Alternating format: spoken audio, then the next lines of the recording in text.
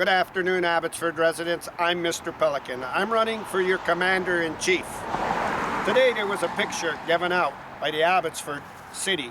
This picture shows the coward Ross Siemens, also Colin Watts in Sandy Blue, that said I grabbed her up the whipper-whapper on my police board. Unacceptable. Today I want to start a podcast as your leader, and why it's important for me to make these statements.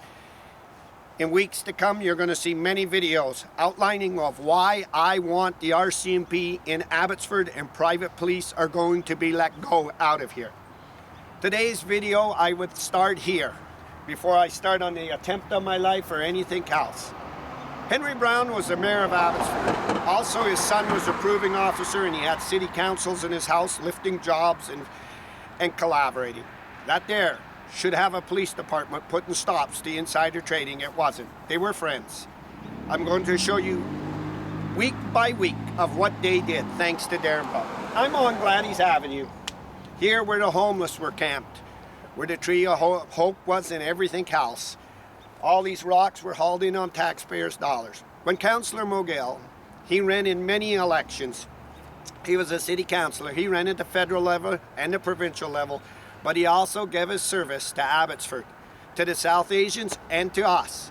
He never looked away from an issue, and he made it clear that he could work with every mayor but Henry Brown. Then he called out where there was smoke, there was fire, because of the insider trading, and Henry's son, the conflict of interest in councils that were being pushed to agree with Henry's son over everything. There is no better words to say when there was smoke, there was fire, to know that there's something going wrong. The in-house closed meetings and everything else. When Mo stated that, Henry couldn't sue him because Mo knew to prove in his innocence he would have to go to court.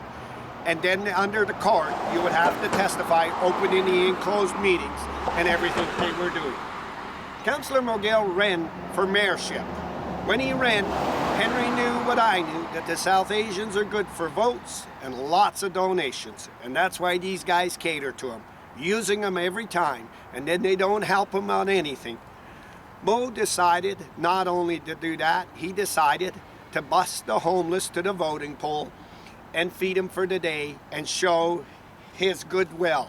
Not about getting votes. The RCMP made it clear you would have to spend hours trying to get these guys in to vote, get them drunk, get them from drinking, get them all cleaned up and that, when you could have knocked on doors and got hundreds of votes. But it was about what Mo was doing to show his goodwill.